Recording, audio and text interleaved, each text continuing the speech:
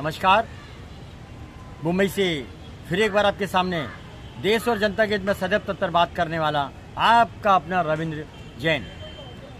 माननीय मुंबई उच्च न्यायालय जी, आपसे विनती करते हैं, आखिर भारत में ये भ्रष्टाचार खत्म क्यों नहीं होता है?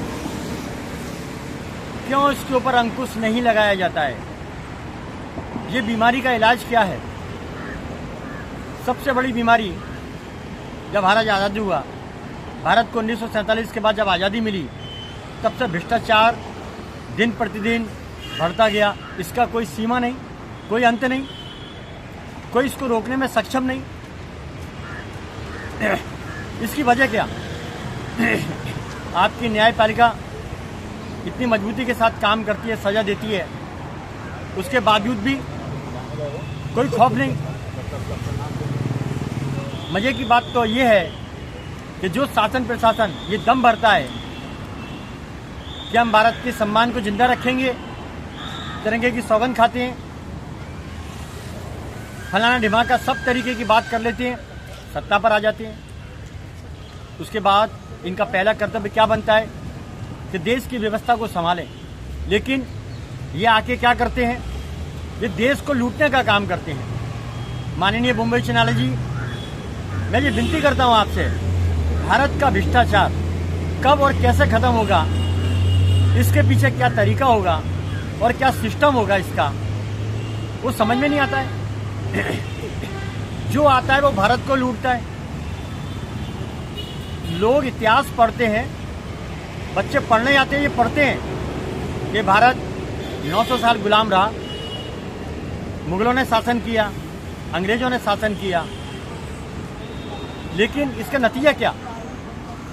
आज़ादी के अंदर हजारों लोगों की, करोड़ों लोगों की कुर्बानियां हो गई। उन्होंने अपनी जान से हाथ धो दिए, घर के घर तबाह हो गए, देश आज़ाद हो गया। 15 अगस्त और 26 जनवरी को जितने भी भारत के नेता हैं, वो ये साबित करेंगे कि सत्यमेव जयते का हम पालन करते हैं। और 15 अगस्त और 26 जनवरी को ही सफाई की व्यवस्था पूरे देश में हर जगह लागू होती है। सफाई व्यवस्था चौक चौबंद हो जाता है, क्योंकि 15 अगस्त और 26 जनवरी को ये निकलने वाले हैं। ये सफ़ेद पोश साबित करेंगे कि सत्यमेव जयते का हम पालन करते हैं। माननीय, आपका डंका चारों तरफ बजता है और आपका खौफ शासन प्रशासन में रहना चाहिए और रहता है। इसलिए मैं विनती करता हूं कि भ्रष्टाचार कैसे मिटे, इसकी दवा क्या? खाली सजा, लेकिन ये छूट जाते हैं। इसका पक्का इलाज क्या है? माननीय, हर भारतीय के अंदर ईमानदारी का होना बहुत जरूरी है और हर भारतीय के अंदर देशभक्ति का जज्बा होना बहुत जरूरी है। ये देशभक्ति कहाँ गई? अब इसकी भी बड़ी वजह है, जब देशभक्ति घर में बढ़ाई जाएगी, पढ़ाई जाएगी, बताई जाएगी, तो वो देशभक्ति के बारे में समझेंगे। हमारे शास्त्रों के बारे में अगर कोई ज्ञान देगा तो सामने वाला ज्ञान लेगा। ये संस्कृति और संस्कार हमारे भारत से लुप्त होते जा रहे हैं। माननीय, ये बहुत बड़ा विषय है कि भारत की संस्कृति रामकृष्ण की, महावीर की, पृथ्वीराज चौहान की, अहिल्याबाई, महारानी लक्ष्मीबाई, छत्रपति शिवाजी महाराज की है।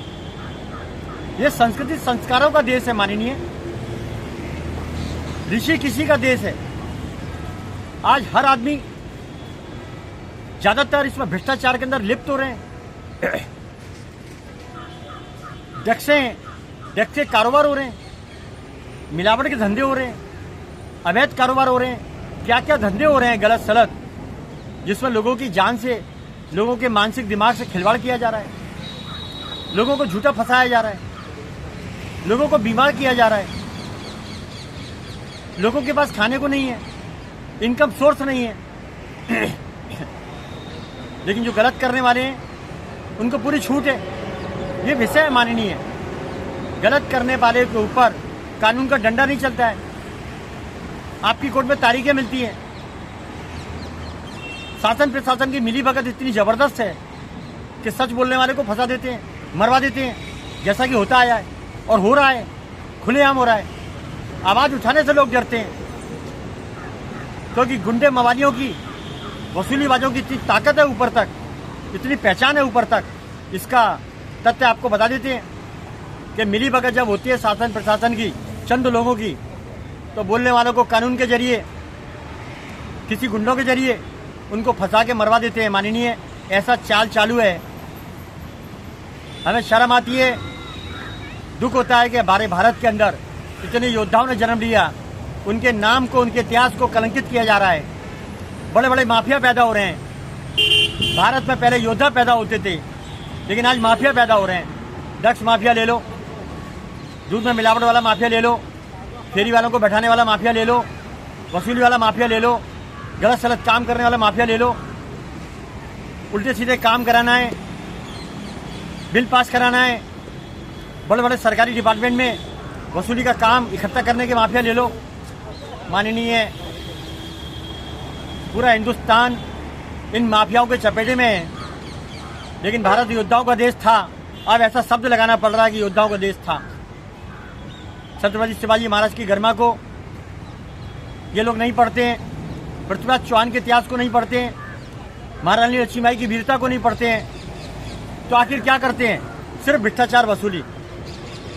ये भ्रष्टाचार वसूली ने इनको निकम्मा बना दिया है और देश का गद्दार बना दिया है।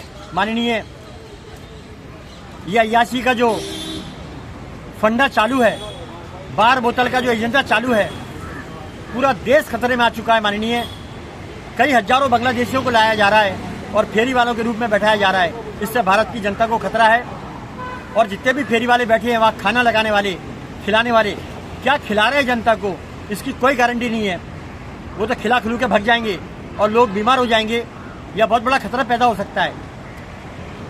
वो आतंकवादी हैं या अपराधी हैं, इसके बारे में कोई जानकारी नहीं, क्योंकि शासन प्रशासन को सिर्फ वसूली करना है और उनको बैठाना है। माननीय, आप कुछ कर लीजिए, नहीं तो ऐसा ना हो कि भारत 200 साल गुलाम था, कहीं वापिस से ये स्थिति ना बन जाए कि अपने बैठे लोग, शासन प्रशासन के लोग ऐसा खेल खेल दें, क्योंकि इनको फर्क पड़ने वाला नहीं है। राजनीति वाला हेलीकॉप्टर लेकर विदेश में चला जाएगा और इनके चमचे जो ये काम कराते हैं वो भी हेलीकॉप्टर में, प्लेन में बैठ के बाहर चले जाएंगे और भारत उलझ जाएगा।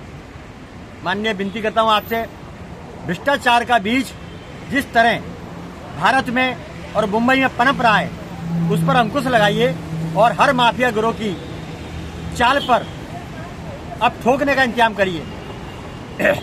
मैं देवेंद्र फडणवीस से विनती करता हूं, मुंबई को बचा लीजिए। बहुत सारे माफिया गिरोह का अड्डा बन चुका है, मुंबई केंद्र बन चुका है।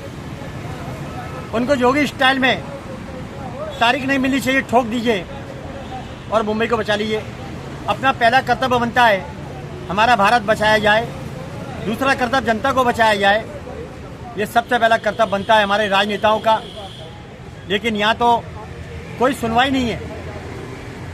अगर सुनवाई करता है तो एक राज्य में सुनवाई होती है, वो है भारत का उत्तर प्रदेश। उत्तर प्रदेश के जो सीएम हैं योगी आदित्यनाथ, संस्कार और संस्कृति से भरे हुए सनातन के पक्के पुजारी, वो भारत को बचा सकते हैं। अभी सीएम होने के बावजूद उन्होंने उस गुंडों के प्रदेश को, उत्तर प्रदेश को, जहां पर माफिया पैदा होते थे, कीड़े मकोड़ों की तरह गुंडे मवाली पैदा होते थे, लेकिन उन्होंने एक ही तरीका अपनाया, तारीख पे तारीख नहीं, ठोक दो, किस्सा खत्म। कोर्ट का समय क्यों बर्बाद करना? गलत तो गलत, ठोक दो। क्यों? योगी आदित्यनाथ ने जो किया वो और सीएम क्यों नहीं कर सकते हैं? मैं आपको बता देता हूं, उन्हें सत्ता का कोई लोभ नहीं, उन्हें भारत की संस्कृति को बचाना है, उनका कोई खर्चा नहीं। उन्हें अपने भारत के प्रभुत्व को, भारत की शान को, भारत की सम्मान को, भारत के मान को पूरी दुनिया के नक्शे में लाना है, जो उन्होंने कर दिखाया और कर रहे हैं। इतना बड़ा महाकुंभ की आज व्यवस्था योगी आदित्यनाथ ही कर सकते हैं और किसी में ताकत नहीं है। मैं तो उम्मीद करता हूं कि योगी आदित्यनाथ जिस दिन प्रधानमंत्री बनेंगे, शायद प्रधानमंत्री की शपथ लेने के पहले ही भारत के जितने भी गुंडे मवाली, भ्रष्टाचारी, माफिया, वो सब जहर खा लेंगे अपने आप, क्योंकि उन्हें मालूम पड़ जाएगा कि शपथ लेने के बाद हमारा क्या हाल होगा। तो मैं विनती करता हूं और सीएम से, और उम्मीद करते हैं देवेंद्र फडणवीस से, आपसे कि आप ऐसा नाम करिए, ऐसा काम करिए कि मुंबई से भ्रष्टाचार जड़ से मिटाया जाए। जो शासन प्रशासन की मिली भगत है थोड़ी बहुत, उसको जड़ से मिटाया जाए। बार बार एक ही बात बोलता हूँ, भ्रष्टाचार मिटाइए। पूरा बम्बई को घेर लिया है, फेरी वालों का अड्डा बना दिया है। ये माया नगरी है, ये बॉलीवुड है, संस्कृति नगरी है। यहाँ राम आए थे, सीता आए थे, लक्ष्मण आए थे, परशुराम आए थे। आज हालत ऐसी हो गई है कि ये माया नगरी, आर्थिक नगरी, चारों तरफ तक फेरी वालों ने घेर लिया है। आखिर ये षड्यंत्र क्या है? जनता के फुटपाथ घेर लिए, मनमानी, गुंडागर्दी। मेरे चैनल के ऊपर सबसे ज्यादा धमकियां दी जाती है। मैं सरकार से विनती करता हूं कि मेरे चैनल आप लोग देखते हैं, जो जो धमकी देने वाले हैं मेरे चैनल के ऊपर, आप उनकी लिस्ट बनाइए और योगी स्टाइल में उनको जवाब दीजिए। मेरा बोलने का अधिकार है, मैं देश हित में बात करूंगा और करता रहूंगा। छत्रपति शिवाजी महाराज टर्मिनल, जितने भी स्टेशन हैं, चाहे वो चनी रोड हो या वो चर्चगेट हो या मुंबई के जो भी स्टेशन हो जो जनता के लिए है, वहां पर फेरी वालों को हटाया जाए और सख्त जांच की जाए। जो बैठाने वाले हैं शासन प्रशासन के लोग, वसूली खाते हैं, उनकी जांच मुंबई से उनके गांव तक की जाए। जितना भी हराम का खाया है, देश को बर्बाद किया है, जो देश को लूटने वाले लोग हैं डिपार्टमेंट के अंदर, उन पर सख्त कार्रवाई होनी चाहिए, योगी स्टाइल में होनी चाहिए। ये वसूली का फंडा खत्म होना चाहिए। बार बार विनती करता हूं, मैं हाई कोर्ट से विनती करता हूं, मुंबई हाई कोर्ट जी, मैं आपसे विनती करता हूं कि आप संज्ञान लीजिए। आपकी बातें पेपर में आती हैं, 2 दिन काम होता है, फिर प्रशासन के लोग फिर से बैठा देते हैं। सीसीटीवी कैमरे देखिए आप, इसका कनेक्शन अपने पास रखिए। देवेंद्र फडणवीस से विनती करता हूं, जब कोर्ट की नहीं सुनी जाती तो आपको भी इसी तरह ये लोग निपटा देंगे, नहीं सुनेंगे आपकी भी। आपका दबदबा बनाए रखिए, मुंबई बचाइए, महाराष्ट्र बचाइए, पूरा देश बचाइए। आपका कर्तव्य बनता है। आपके पास पावर है, हमारे पास कोई पावर नहीं, पैसा नहीं, कोई ठिकाना नहीं, उसके बावजूद भी हम देश हित में बात करते हैं। उसके बावजूद हमें गालियां दी जाती है, धमकियां दी जाती है, हमारे चैनल के माध्यम से कमेंट्स लिखे जाते हैं गलत सलत। उनकी लिस्ट बनाइए और जांच होनी चाहिए। कौन लोग हैं ये बांग्लादेशी ग्रुप के, माफिया ग्रुप के, जो धमकाने का काम करते हैं? हम एक बात फिर बता देना चाहते हैं अपने चैनल के माध्यम से, हम डरने वालों में से नहीं, हम देश के लिए काम करते हैं और करके रहेंगे। और आप गलत मत करो, गलत करना बंद कर दो। हर रेलवे स्टेशन से आप अपना कब्जा हटा दो, वो पब्लिक के लिए है, वो जनता की सहूलियत के लिए है। आपसे विनती करते हैं, पुलिस कार्रवाई करे कि नहीं करे, लेकिन ऊपर वाला कार्रवाई एक दिन जरूर आपके ऊपर करेगा। योगी अगर उत्तर प्रदेश में आया है तो उनके जैसा कहीं ना कहीं बम्बई में कोई नेता जरूर आएगा।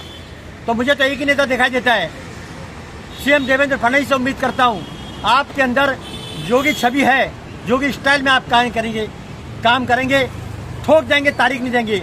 बस इन्हीं उम्मीदों के साथ अपना वक्तव्य समाप्त करता हूं। योगी स्टाइल में उतरिए देवेंद्र फडणवीस जी, और बम्बई की हर गली में से ढूंढ ढूंढ के जो अपराधी हैं, फेरी वालों के, माफियाओं के अड्डे हैं, उन्हें साफ करिए। इन्हीं उम्मीदों के साथ फिर आऊंगा दोबारा नए विषय के साथ। जय हिंद, नमस्कार।